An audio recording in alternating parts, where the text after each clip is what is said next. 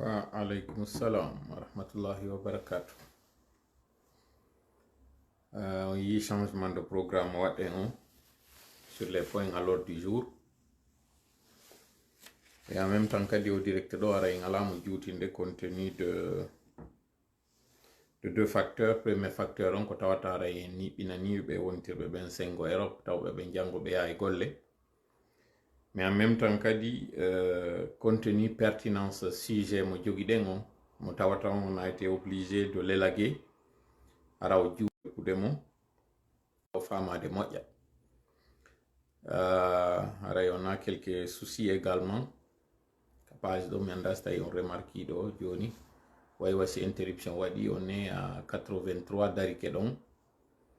Je ne sais pas si direct on continue. Ok, on est à 111 yawiti, donc ce qui veut dire qu'on a wi voilà ko ɗum keerji ɗin o waɗa ɗi aray on weltanama moƴƴa anditugol ngol ɗum ɗon sabu ɗen andi une fois tun en fuɗɗike direct ji meɗen ɗin ɗo page on attaquete. On fait de notre mieux fi sécurise toutes les pages, mais ɓeya kadi ɓe wonɗen gertude ɓen kamɓe kadi ɓe wadde tout leur possible engage hacker ɓe troll ji attaque page ji ɗin mais ɓe ronkay aray fo e muɗum on est à 117. Mi anda si c'est réellement ce que nous avons comme auditoire fewndo ɗo. Ça me surprendrait. Vous comprenez très bien que c'est une attaque. Fo e muɗum si to gonino nanade. Wa alaikum salam wa rahmatullahi wa barakatuh. Ali Mouramata Ba, Amadou Ba, bonsoir mon idole Tola, merci beaucoup. Watching from Turkey, from Turkey on Duda wonɓe darude from Turkey, Turkish, minay Turkish c'est mieux. Wonɓe kadi mi yiɗo ko wiyeteɓe Abdoulaye Sik VG Mix, woɓɓe no mari inde Diallo, ko Diallo ɓeɗo yettete. Zachariaou Diallo, est-ce qu'il nous nanade les Mounel, le son est bon et parfait. Ok, on est à 240, on après nous donc on est à 240 000 Dari qui est à 117. On vous entend bien. Ok, Hadja Ousmane, oui, que vous m'entendez très bien. Aouzubillahi samil alim min ash-shaytanir rajim. Bismillahir rahmanir rahim. Rabbi shrah li sadri wa yassir li amri wahlul 'uqdatan min lisani yafqahu qawli. ربنا علمنا ما ينفعنا وانفعنا بما علمتنا وزدنا علما نافعا واجعلنا للمتقين إماما ويكاد الذين كفروا ليزلقونك بأبصارهم لما سمعوا الذكر ويقولون إنه لمجنون وما هو إلا ذكر للعالمين قل جاء الحق وزهق الباطل إن الباطل كان زهوقا بل نقذف بالحق على الباطل فيدمغه فإذا هو زاهق ولكم الويل مما تصفون ما جئتم به السحر إن الله سيبطله ولا يفلح الساحر حيث أتى ولا يفلح الساحر حيث أتى ولا يفلح الساحر حيث أتى. اللهم صل وسلم وبارك على نبينا محمد وعلى آله وأصحابه ومن تبعهم بإحسان إلى يوم الدين. أما بعد, haray kala wonɓe tintodede kaɗerol meɗen ɗo hande ko tenen le ñallal sappo e ɗiɗaɓal e o ndu lewru décembre 2022. ɗonɗo ɗo ko 20h feƴƴir ɗum 34 minutes en temps en heure de Paris, je veux dire, sinon pardon, en temps universel, et 20h34 heure universelle, je voulais dire 21h34 en temps en heure de Paris. Aray on yafoto ko tawi mino mélange de ɗo pensoji ɗin ɗo balde bole haray a weltanama. Hande ɗo iɗen marno toɓɓe ɗiɗi e kuntoy. toɓɓere meɗen ara nder nde wiwɗen ko fi yewtugol fi modèle suisse on anda kadi siko compatible e modèle guinéen on ka haray ko modèle hybride waɗeten.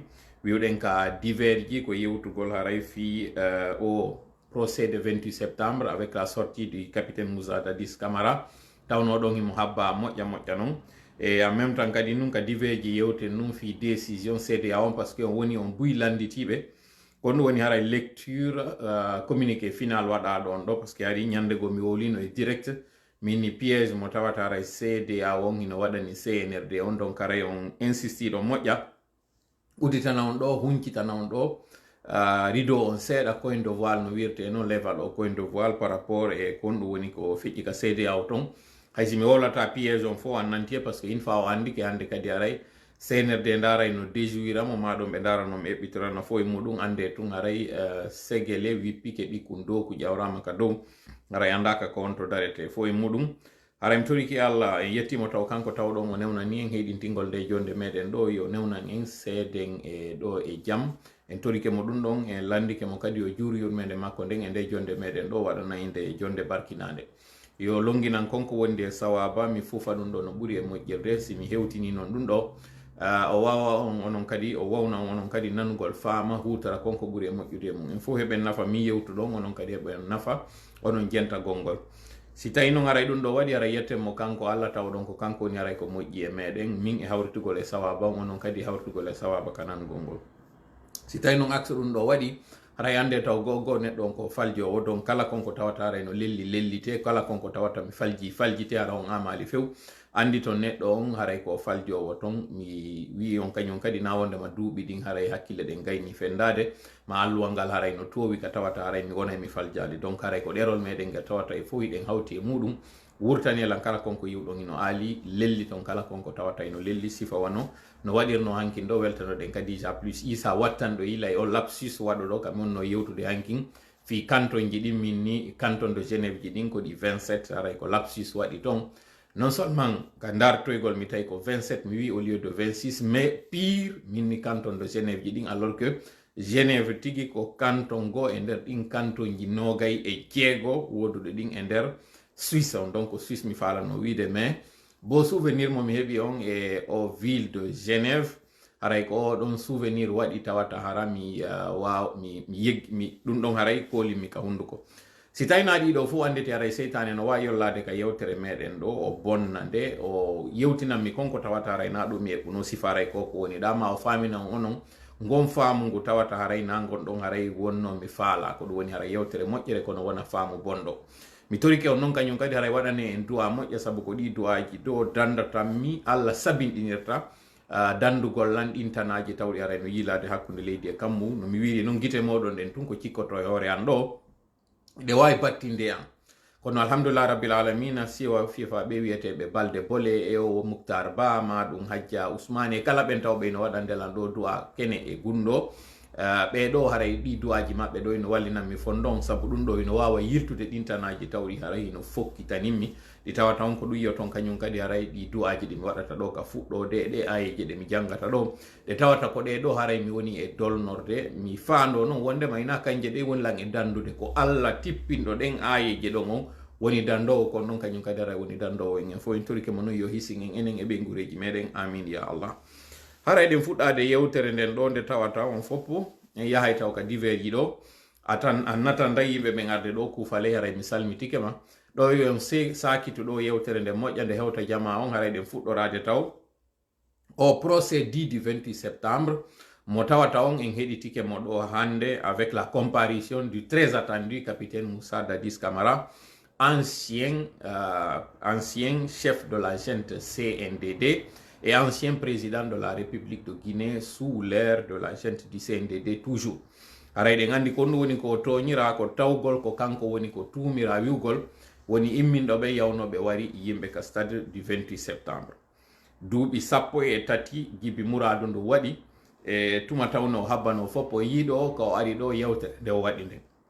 Haray noon mi faala yen faamu ɗo piiji ndan e o sorti makko ɗo mo tawata haray mi addorto taw yiltitagol e ko mi wuno ñande go wondema na procès woni e waɗude ɗo ko simulacre de procès malheureusement han joni woodi ɓe wonɓe arde ndaara mi addanama ɗo capture d'écran par ce que min déjà nde no on procès feƴƴa mimoto juurgol subaka kam mi walti ɗon mi yawata dawde immagol donc nde no procès on waɗa haray on tuma mi fina donc ɗon taw ini raison de plus fiwol tami ndaaru procès on deuxièmement kadi ɓay miɗo andi ka kaɓe weddintina jama on no woodi ka mi gera harana yawgol ndaara ɗum cependant wonɓe ndaarude ɓe na wondema koye faljere ɓe woni par ce que ɓe yiyay ɓe faama toon ɗin ɗi tawno hari ñande goo mi yewti min ni si o procès ko yo wonu juste équitable o wawata waɗude ɓaawo kañum o wiyete ɗon El Tigre ko ɗum woni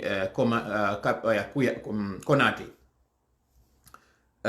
général Konaté Sékou Ba ko neɗɗo mo tawata on fof so nani yewtere tumba nden on faamay acquaintance wonɗo on hakkunde maɓɓe kamɓe ɗiɗo.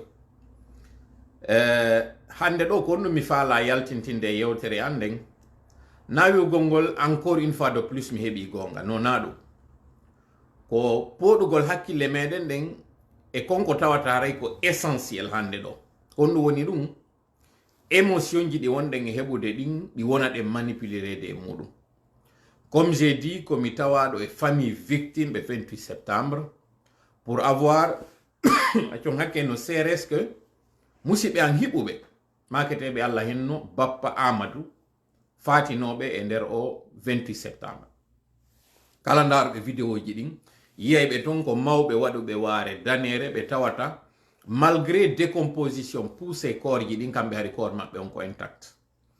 Mi wi ɓeɗo ko andiranoɓe tawgol ko yiɗuɓe gonga, yiɗuɓe nunɗal, yiɗuɓe leydi muɗum kadi.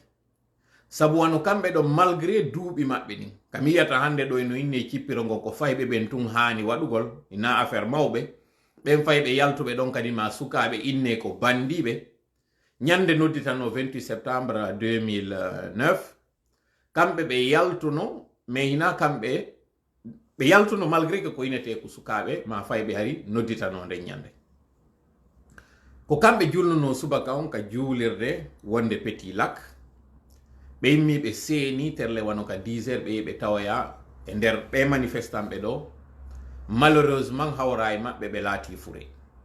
Donc komi tawaɗo e ɓen jeeyaɓe revendiquoɓe yo o procès waɗu kono justement ko procès landi ɗen yo waɗu hina simulacre de procès.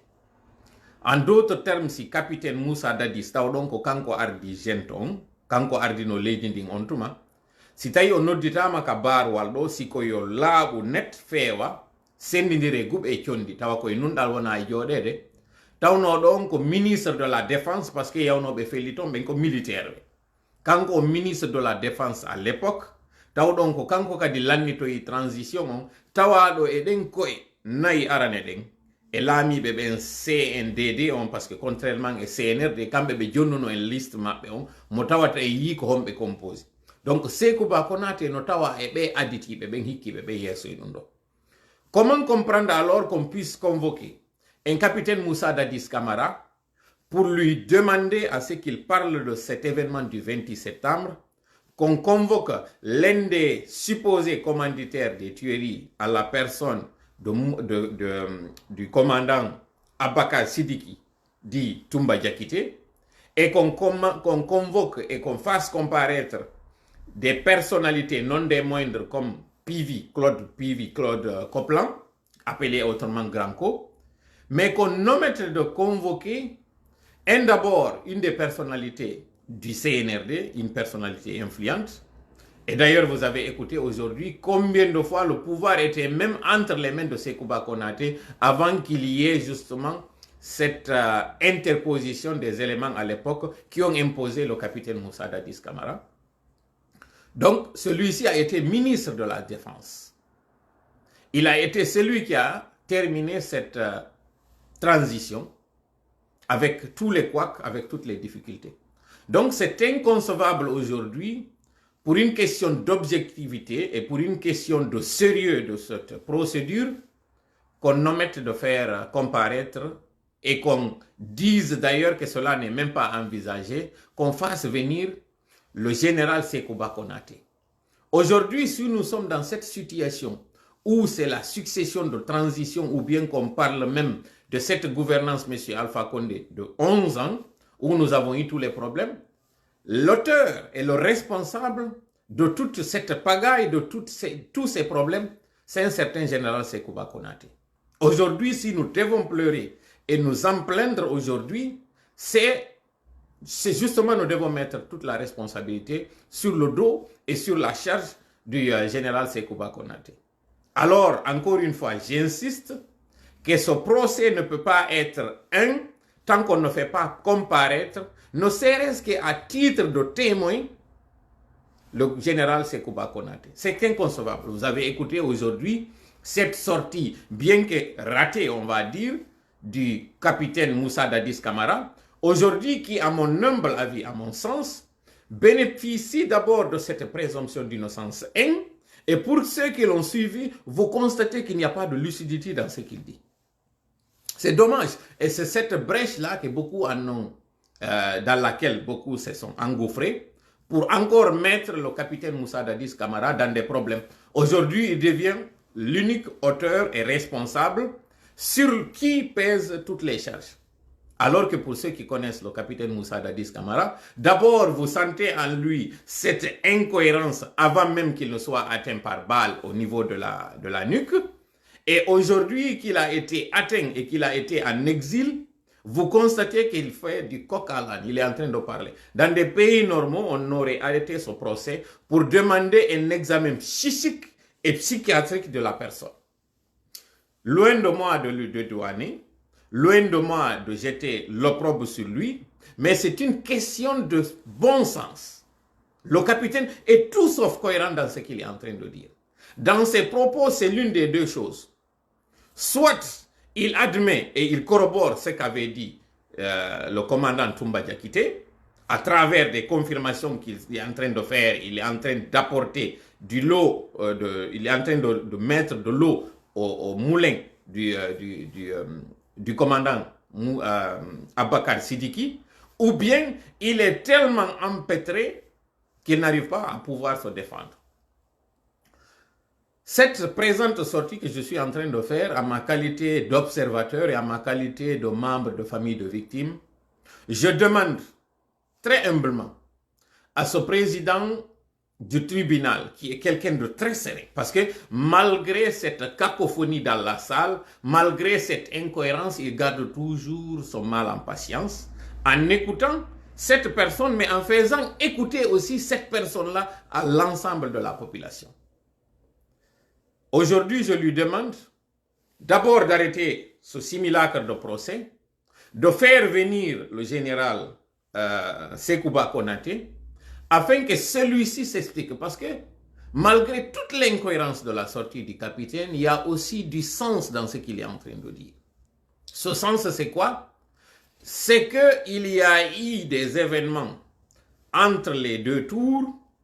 Ce sont ces événements qui nous ont conduits à cette gouvernance, qui nous a conduit encore à cette autre transition. Et parlant de cette transition, ce qui s'est passé le 28 septembre a ses germes entre les mains du général Sekouba Konaté. Aujourd'hui, donc, je demande encore une fois, humblement, et je sais que je ne suis pas le seul à réclamer cela, à ce qu'il y ait une suspension des audiences, le temps de faire venir l'un des éléments clés de cette tuerie et de cette époque, de cet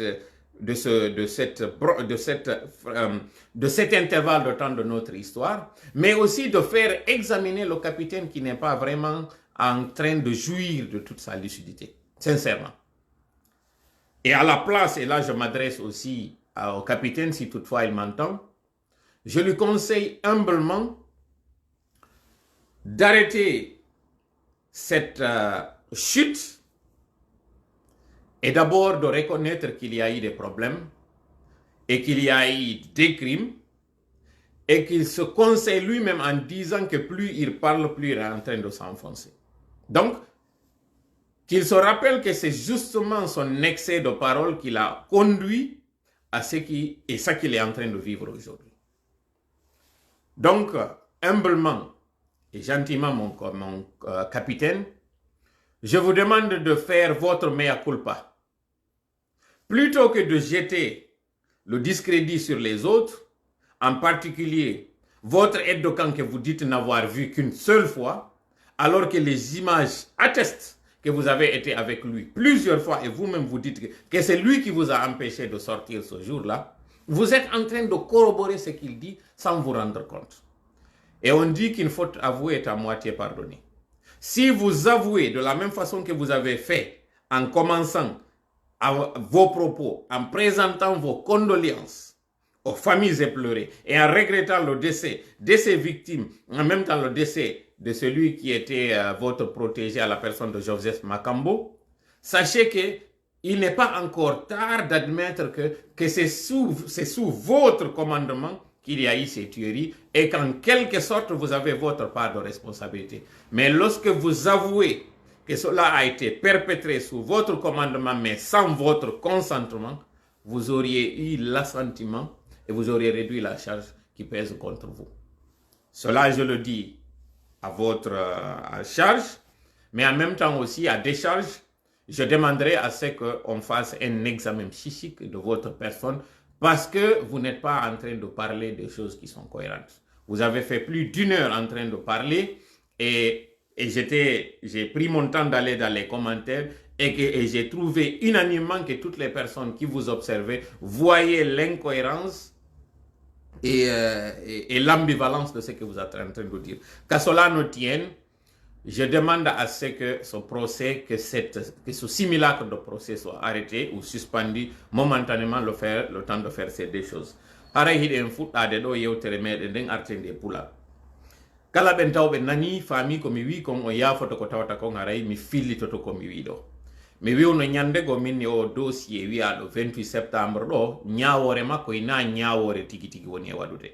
Haray on addana en non mi yiɗo tijjani so wi partagé mi ala yiide ɗo min ɗuma on aretino ke ɗo a 117 personnes o yetoto en ko jelo woni e ndarude Touba Mbakke haray mi salmitike ma ɗo Mouktar Ba mi salmitike ma Lunseni Kourouma haray mi salmitike ma an kañum kadi merci pour votre présence et le fait d'avoir confirmé j'ai vu que vous avez dit vraiment donc haray mi arta ɗo kañum kadi vous m'excuserez que je balance en poulard pour m'adresser à mes parents et à mes compatriotes guinéens qui parlent cette langue, le poulard. Donc, 2209 personnes.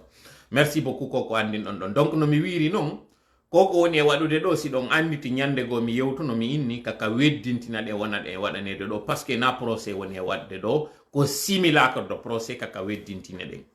E yitaw ɗo capitaine non ka o fuɗɗori yewtere makko nden o yi ƴawa yilto makko on e koko woni e yewtude ɗo pendant 13 ans capitaine on o changeani yewtere makko nden han joni ko wotere nden so fuɗɗike yewtere o naɓata nde lalde o andi ton noon oɗo ko ƴettuɗo tan makko on jooɗi fowti prépara nodda nde ñande juma o innimo nawni ko on ari yewti hande ɗo joni noon oɗo si ari yewti nde yewtere hande ɗo tawde hakkille nanga few imagine noon o wonaɗo e wiyede ɗo ko procès ko mi faala wiide fi yo raɓɓinɗi wota mi perdu fil on mi wiwno si tawi ko yo nunɗal waɗo e o procès ɗo général Sékou Ba Konaté addete e yi hande ɗo ka o yalti o yewti ɗo kon woodi ka o tooñi yimɓe tato o tooñi général Sékou Ba Konaté wondema ko kanko woni ko perpétri konko waɗi ɗon kon o tooñi Toumba Diakité o tooñi kañum kadi professeur Alpha Condé ɓeɗo non tato non fewndo ka wonɗen e yewtude ɗo gooto e maɓɓe o woni ka nder sal monsieur Alpha Condé ala nder ɗon ka defando mo mari probléme ji makko ɗi o hilni ɗin e général Sékou Ba Konaté hino wooda hino anda honto woni kono no wawirɗon faamude coup d'état on ɓay waɗi ko ɗum woni Fouré waali ke innama joni fellitama Allah hinno général Lansana Conté feƴƴini en nanno ka inna wo ko urɓa waɗa hakkude maɓɓe Claude Pivi honno Toumba Diakité ari yewti inni hina urɓa waɗano ɓe faalano ƴettude winda kaydiri nde tawata ko Toto wonno général Toto kako capitaine général Toto wonno hikkade yeeso woko kanko ari imposé jattiti kaydiri ndi noon wi ko oɗa waɗete nder ton joni noon hande capitaine habbano ɗon ari confirmi ɗum ɗon autrement e yewtere c'est à dire ko woni e yewtude kon hakkille nanga joni noon o yewti o toñi ɓeɗo tato o arti kañum kadi e ngol leñol fulɓe ɗo ngol o woni e dragude kañum kadi ka yewtere joni noon mi faala e waɗɗo pause ɗo emi développetera moƴƴere nden yewtere nden ɗo moƴƴa Alpha Ousmane bindi ara mi salmitike mo en yii fewndo ceegoro comparé si o yewtuno o andini wondema ɓeygu makko ko pullo mi endikani en on tuma ɗum ɗo mi inni na mere o waɗiri nder ɗon yewtere on ɗon feƴƴi Toumba ari o yewti o waɗi aayeje o fewti e communauté ɓen tawoɓe ɓen innama ko nenela makko o adresi e maɓɓe kañum kadi anditen noon ina fulɓe ɓen tu woni lagine goy leƴƴi buyino lagine kono comme par hasard arɗo ƴetti yewtere wono yewtude si dragali dina ka o ko ɗum woni julɓe ɓen hino dragude fulɓe ɓen e hakkille moɗon ko non ɗon jonni mi wino e ñande goɗo pullo on hino wayi wa o jooɗiɗo e hoore kanŋe hino piide ceede fi andugol ko onno heɓirta jawdi alors que ka o jooɗi ɗon ka ley koyɗe makko ɗon hino ira kanŋe ɗuɗuɗe en d'autres terme laamu ngon hino juuɗe moɗon mbawdi ndin hino juuɗe moɗon kono on anda kono non haɗi non andon ko parce que hiɗon haɓɓiti baafal ngol wonɗo yaade haɓɓito ɗon on udditay ngal baafal ko fermingal so pandan hiɗon mari dambugal udditaningal on ngol jogitiɗo ngal tawata ngol ɗon hino jooɗi e juuɗe moɗon mo tawata on ala gollirde hande ɗo veu pas laamu kala jooɗotoɗo lagine singu tabitay ine tegoy ko sosoɓe joƴƴinta laamu maɓe innay ko kamɓe woni accompagné ɓe yafoɗon non ko moni e yewtude ɗo kono laamu ngu tawata pullo tawtali e nder muɗum woni o yaltito woni o suuɗi ngol laamu wata wadde lagil gibi non ka awwalu ka fuɗɗi gibi tan seeko yer ko mi fillana kon ha hewti hande ɗo laamu sikoy ngu jooɗo ngu heɓa doole lagine pullo on tawete makko jon non comment comprendre oɗo laamu wawata wadde ɓawo makko tawa kanko ronka e wawde hendade laamu kono ɗon mi faala on landade ɗo ka yewtere mum a réalité ɗo laamigoy ko woni ko heddani on ko yo tabintin ko onon woni laamiɓe ɓen a savoir kala on mo suɓi ɗon innon ko oɗo mi tapose on kon ɗo mi yewtuno ɗum ɗo tun a yaafa ɓeelanko e tawɓe ɓen haray na wolo pulal ko moni e wolude ɗum na leƴƴiyagan d'ailleurs taw hande o direct ɗo naka page frappe mi duwanomo waɗude o direct ɗo komi duwanomo wadde kaka hakkil faamu e pinal maɗum komi duwanomo waɗude kaka kooli moɗon ka toola par ce que woɓɓe innay ɗo joni directement a yiiɗa récupérede membre ɓe ɓe mi wanno réunion fi koko moni e wowlande ɗo fi darugol ko honno o sortiɗo waɗirte ko ɗum waɗi si yiwɗon o changement waɗaɗo ɗo fo e programme o mi faala en andu émotion ji meɗen ɗin ta waɗuɗo ha bonnen hande ɗo yanen e capitaine Moussa Dadis hande ɗo capitaine Moussa Dadis Camara ko victime no wonirɗen non victime ko on to taw ati wonde victime kaka o manipulaɗo tawno o yehi o hendike laamu ngun o holli sincérité makko on o holli ka o faala kon ka o yaltintin ɗum no hande kadi o woni un danger et risque tawɗo ko ma itte donc systéme on woni en bral fi darugol ko honno ɓe ukkirta on ɗo erreur 1 deuxièmement ɓa yehi ha o tappama hande kadi transition on continue ɗo transition iɗen ande mo ko Sékou Ba Konaté mi continue a yewterne kono tawiri Sékou Ba Konaté han joni addaka par ce que ko yimɓe tato toña o toñi kañum Tumba o toñi kañum oya général Konaté o toñi monsieur Alpha Condé e no mi wiri no monsieur Alpha Condé si arata ɗo ko honno tawiri ɓe yaɗiɗo ɓe autorise no immagol arta lagine oya natiri par voie terrestre oya natiri par voie aérienne oɗa on yalti ronki wawde hay hewtoygol ka ɓeygure makko ton kanko hakkille mon kon ɗum waɗi ɗum donc ce que je déplore aujourd'hui c'est le fait que des proches au capitaine ont profité du fait qu'il soit facilement manipulable parce qu'il exprime tout ce qu'il pense, il ne garde pas. Tout ce que le capitaine a dans le cœur, il l'extériorise. Et parfois, il le dit avec émotion. Et ceux-là qui ont entrevu sa position qui était celle de donner le pouvoir à celui qui méritait au pouvoir, l'ont mis à mal contre celui qui était le challenger à l'époque, qui était le plus à même d'occuper le fauteuil présidentiel. Ils l'ont induit en erreur et ils continuent de le mettre à mal avec la population aujourd'hui à travers cette sortie. Ce que j'ai dit, je le répète encore une fois. Le bon sens et la sagesse devra guider le président du tribunal qui doit arrêter le procès, ne serait-ce que momentanément. Le temps de crédibiliser le procès. En faisant un examen de celui-là qui était incohérent avant d'être atteint par balle, et de surcroît, quand il a été encore atteint par balle, il a manqué toute lucidité. Sinon, comment comprendre que lui, qu'on le convainc, qu'il sait qu'une fois en Guinée, il y aura un procès et dans lequel il sera blanchi, sachant très bien que même dans ses propos, il n'est pas à même de se défendre. Ça, c'était le jeter dans la gueule du loup. Et dommage que ce soit des proches à lui, des parents à lui de la forêt, qui en ont profité pour le mettre dans ce piège à loup. Aujourd'hui, ce piège arabe, vous m'expliquez leur expression, ce sont des proches à lui, y compris Papa Koli Kourouma, qui l'ont induit dans cette erreur, qui l'ont convaincu que s'il vient, il y aura un procès équitable. Alors que l'équité dans ce procès commencerait d'abord par faire venir toutes les personnes concernées dans ce procès. Monsieur le Président, je m'adresse à vous. Je ne m'adresse pas au président supposé, je m'adresse au président du tribunal. C'est M. Tunkara, si je ne m'abuse, qui montre un air de sérénité, de lucidité et de sagesse. Nous vous demandons d'arrêter ce simulacre de procès. Ce n'est pas un procès.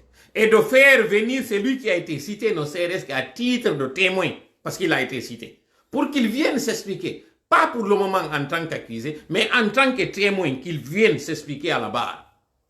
Parce que moi, je reste ferme que c'est lui qui est à la base de toutes les souffrances que nous vivons aujourd'hui. Général Konaté est à la base de la souffrance aujourd'hui du Guinéen. Toutes les morts du 28 septembre, c'est sur son dos.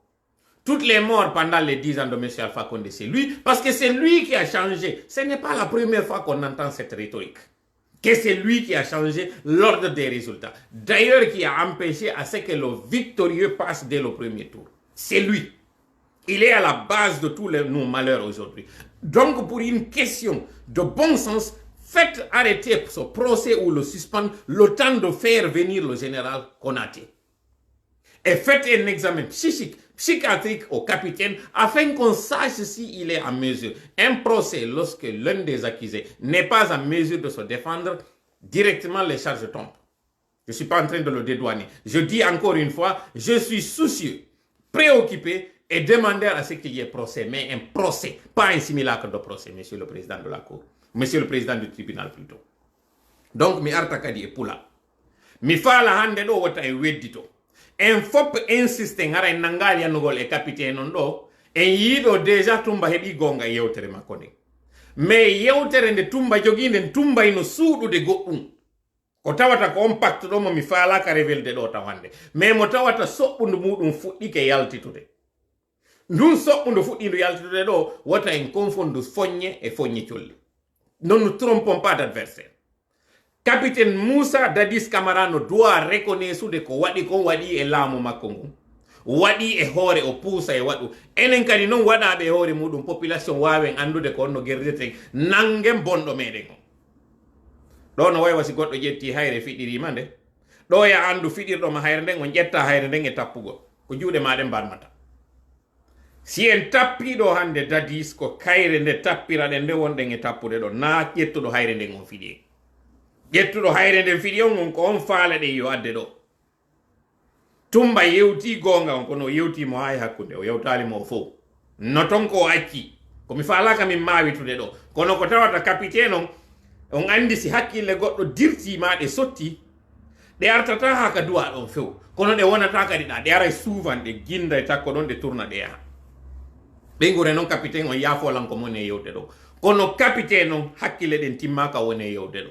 O woli noon gonga on en ande nanay ɓe inna gonga ko yaltata koye juuɗe on feetuɗo e on ɗayɗo. ɗo e noon iɗen andina ɗayɗo woni capitaine on o yewti en ɗo goɗɗum ko tawata ko ma wattane yila e muɗum. Ko wowli ko ina fof woni fenande goy. O wowli ko tawata gonga ino nder ton ko enen non population udditata gite ardina hakkille ko yewti ɗo aray nangaligol émotion. Ko kanko boni sifano mi yiri commentaire ji woɓɓe yo nange yo naɓe yo soko yo waɗe ni e ni. Voilà comment nous on opposerait les uns contre les autres. C'est extrêmement important que nous ayons simone yewtere au procès. Comme on est yewtere parce que mi fondo no mi yewtata no fimo. Kono ko yen andu hande do, ceux de la forêt doivent comprendre aujourd'hui que le fait de soutenir cette transition, pensant que cette transition-là va nous amener à bon port, est une erreur stratégique et monumentale. Le capitaine aujourd'hui, il est pris entre les ténèbres dans la gueule du loup. Et ceux qui l'ont induit dans ce problème, comme je le disais, le problème du peul, c'est le peul lui-même. Le problème du forestier, c'est le forestier lui-même. Ce sont ses parents qui l'ont induit en erreur, en le faisant croire qu'il faudrait qu'il soit vent debout pour garder son pouvoir jusqu'à ce qu'il y a eu ce qu'il y a eu. Et ce sont les mêmes qui lui ont dit de venir laver son honneur et se blanchir, sachant très bien que le procès n'est pas du tout équitable. Parmi ses proches qui l'ont induit dans cette erreur, se trouve un certain Papa Koli Nkrumah, qui pourtant faisait campagne sous le nom ou sous le dos du capitaine. Aujourd'hui, il est laissé à lui-même. Et c'est à vous de comprendre cela. Les Michel Lama qui ont fait ce coup d'État. Aujourd'hui, où sont-ils? Tous ceux qui ont été arrêtés aujourd'hui, mis en prison. Parce qu'on voit que ce n'est qu'une seule communauté qui a été arrêtée en lien avec ce procès du 28 septembre. Loin de moi de dire c'est encore une autre communauté qui a fait arrêter ça, c'est un système. Et c'est ce même système qui était là lorsque le capitaine est venu au pouvoir, qui l'a induit en erreur, afin de faire passer un supposé candidat qui était à leur merci ou bien qui était à leur avantage. Faisons beaucoup attention. Si nous ne faisons pas attention, ce qui a failli se faire en 2009 risque encore de se produire. Aujourd'hui, toute la population guinéenne, nous sommes assis sur une poudrière. Cette poudrière, c'est quoi? C'est le fait que tout accusé qui vient à la barre joue sur la fibre ethnique. C'est extrêmement grave. Le président du tribunal, dans sa sagesse, est en train de laisser chacun aller au bout de ses explications. Mais on voit cette dose teintée d'ethnocentrisme dans les propos. Que ce soit à charge ou à décharge, tous ceux qui parlent sont en train de se recoquiller derrière l'ethnie, ou la communauté, ou parfois même la religion. Voilà comment un pays comme la Côte d'Ivoire a basculé dans une guerre. Je ne le souhaite pas pour notre pays. Et pour ne pas que cela arrive, j'interpelle votre sagesse, monsieur le président du tribunal, de faire arrêter ce procès, le temps, comme j'ai dit encore une fois, j'insiste, de faire venir des éléments clés cités dans ce procès, et en même temps aussi de faire examiner le capitaine, parce que comme j'ai dit, il ne jouit pas de toutes ses facultés. Haray Jama, mi arrêta parce que niɗɗi sengo to on joni en reporta ka Suisse on jango mi andina on ɗo tum piiji ɗiɗi ɗi hanuɗen famude. Acce argol ka commentaire ji o procès ɗo yewton haalaji rattrapoji wattani lawnon ɓeɓe mi woni e yewtude ɗo. Hara on wedditaki andon ko hayre nden wonɗon e tappude na ƴettuɗo hayre nden on fiɗi. Laati ke tabiti wondema capitaine on alano defandora e o procès ɗo. Puisque non alano defandora e o procès ɗo e yii kanko bonnere makko nden, kono en yi'ali taw on waɗuɗo ha nden bonnere makko ɗon waɗi. En foppe nangi ƴettugol ɗo par émotion soutenen Tumba, wiyen Tumba ko gongaji tu woni e wowlude. Min ni kadi mi yiltitanto en e kon corteji ɗin ɗi coraji ɗi o waɗi ɗo ɗi jama on ɗi foppe ɗi ambobini jama on hande kadi ko on marɗo lucidité tu wata famude ko mi faala en anduɗo o wattanen yila sina ɗum en trompeta ɗo naten ella bonnen konko tawayno ara e moƴƴayno ɗum. Je vous en prie, commentaire ji moɗon ɗi wattane yila e majji e o procès ɗo. Andon encore une fois ɓe sappinanayi en joni goɗɗo ɗo tawɗo na on bonni en, acciten on bonnuɗo en. Général Sékou Ba Konaté en insistay en foppino immoro o ara si wawen jonnude crédit e koko woni e wadde ɗo. Tanke oɗo addaka oɗa kañum kadi examinata wota on ƴettu waɗon ɗum ɗo préoccupation mon fiyo procès de few. Entre temps Mamadi no ɓurtude tout wonde confortablement parce que kono wonirɗen divisé o kamɓe ɓe wawata joɗade ka jullere no hollirɗen wo hande kadi ngayguji ɗen ɓe marɗen o wawata kanko joɗade confortablement. O yiiɗo premier ministre mo waɗi on ɗo fewno ɗo ko Fore Sédio ko ɓeɗo fof trompi capitaine on fino immoro arira waɗa ɗo koye hoore ɗum ɗo kadi ɓe jooɗi Fore kadi ko ɗum ɗo ɓe woni wadde projet de société maɓɓe on ko ɓe Fore Sédio ɓe woni arde ɗo ɓe utilisa ɓe immo kañum kadi seeɗa ɓe yaɓe utilisa sosoɓe on foppon nani audio wonɗo e circulde ɗo momin commentata mo tawata on si on faalaka rétablisinde 3 contre 1 on ɗo alors que ko onon jogui laamu ngu ko onon jogui pouvoir on contrôle piiji ɗin fof mais ko darugol ko honno bonnitirta ɗum ɗon juuɗe mum. Si goɗɗo wi'i na on jeeyaɓe nokkel kaari o wowli hino yaltiti no tabiti no fellitani on foppiɗo reeni hande ɗo siko ono woni jeyɓe lagine nade he portion mum lagine wonɗen e yewtude film ko lagine fop guineɓe men fop no fota tere e nder muɗum. Donc taw yewe on tere ɗon dey hino samme hino kosa neɓatara nangama hino muuɗa hino wuuɗa neɓatara yaltini fop wattani yila hara mi ala lannetade ko lotti kom no haɗude ɗo joni jonidiri rendez-vous janggo. Deuxième des choses komi faala on faamu, y a des dessous e o communiqué final mo CEDEAO on waɗi ɗo ɗimi yaltinanta en ɗo mi yetinoke on non ñande goo CNRD yanika piège CEDEAO mi jonna on ɗon tun ɗo indice goto momi commentata miɗo andi on faama e moƴƴa on yi ka ɓe insiste ɗo e o force tawɗo ko contre les coups d'état yimɓe non landi ko coup d'état militaire on tun ka ko coup d'état militaire et constitutionnel en ko coup d'état ji waɗuɗi ɗin ka ko ɗin wonɗi e waɗoyde on force ɗo waɗoyta mi haɗanan waɗo miɗo andi o mari hakkil fino famiron kon ɗo woni min minade walla on ballo meɗen hawriden e sawaba en jonnidi rendez-vous jam inchallah e si tawi feere mum heɓi kesina ɗum aray ko faɗɗi janngo par ce que miɗo mari rendez-vous ji wonɗi très important kono aray ande do à chaque fois que le besoin est là mi aray mi yewtan seeɗa fi muɗum allahumma salli ala sayyidina muhammad wa sallim wassalamu aleykum wa rahmatullahi wa barakatuh